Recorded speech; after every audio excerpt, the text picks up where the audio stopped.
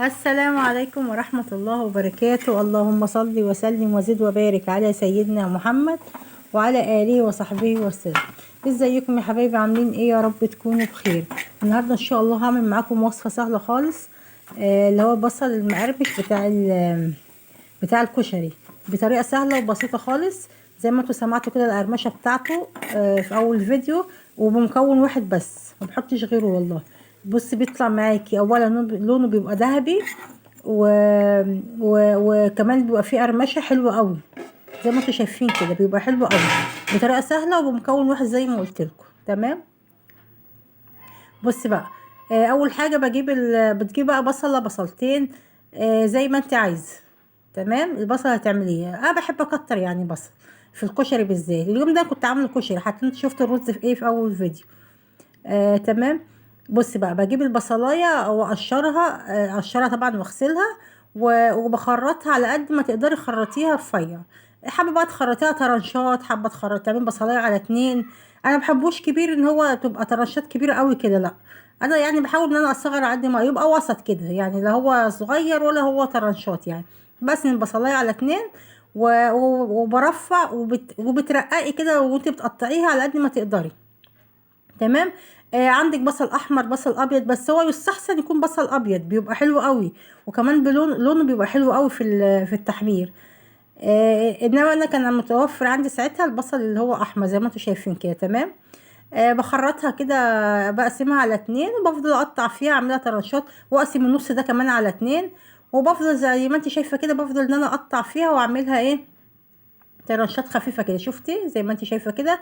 بحاول طبعا انا ايه اخلعهم من بعض، بحيث ان هي ما تبقاش فيها لزقه يعني في بعض. بصي زي ما انت شايفه كده، على قد ما تقدري اعمليها طرنشات خفيفه. تمام. دي كميه البصل اللي عملتها، حطيتها في طبق كده وبدعك فيها، بحيث ان انا ايه لو في البصل لازق في بعض ولا حاجه يطلع من بعضه. تمام. بص بقى كده انت خلصت، طلعته كله، ايه البصل اللازق كله في بعض، فايه فركته كده بايدي بحيث ان انا طلعته كله.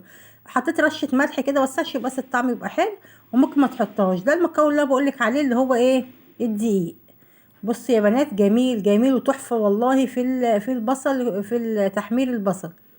بحط شويه حلوين كده وبدعك كده، بحس ان ايه يعني ان انا بقى شايفه البصل كله بيبقى متغطي بالدقيق. تمام. حابه تحطي نشا، ممكن تحطي معلقه نشا برضو حلو قوي وبيقرمش البصل. بس زي ما انتوا شفتوا كده الفيديو في اوله، والله ما حطيت نشا، كان هما شويه الدقيق بس. وبصوا الزيت مش زيت غزير ولا حاجه، يعني هما حاطه شويه صغيرين في الطاسه، بس بتسخني الزيت حلو، يعني بتسخنيه جامد، يعني بيبقى الزيت سخن حلو بحيث ان هو عشان يطلع معاكي مقرمش. بص بقى، هنا بقى ايه بطلع البصل اتحمر، طبعا ايدي فيه طبعا على طول. بصفي الزيت كده وعلى ورق مناديل بقى، او ورق مناديل، عشان حابه تحطيه في مصفى سلك ماشي. تمام. بس انا بحب احط على ورق مناديل بحيث ان هو يشرب الزيت الزياده. بتطلعيه ايه، بطلعه لونه زي ما انتم شايفين كده، يبقى اللون اللي هو ما تغمقهوش، لان هو لما بتطلعيه وبتسيبيه بره شويه بيغمق، بيكمل سواه، بيكمل تحميره، فبيغمق زياده. تمام. فانت ما تغمقهوش قوي، لانه لما بيقعد مع السخونيه بيغمق زياده، فانت طلعيه فاتح سنه، وهو لما يقعد شويه وهيكمل تحميره هيبقى لونه زي ما انت شايفاه كده زي ذهبي كده وحلو قوي. عايزه اقول لكم والله والله يعني تحفه بقى، جميل جميل، مقرمش وحلو. بصي يعني عايزه اقول لك ممكن تحطيه بقى على البصاره، تحطيه على الكشري، يعني اي حاجه تحبي تحطي فيها بصل مقرمش. بصي الطريقه سهله خالص. رب يكون الفيديو عجبكم، والسلام عليكم ورحمه الله.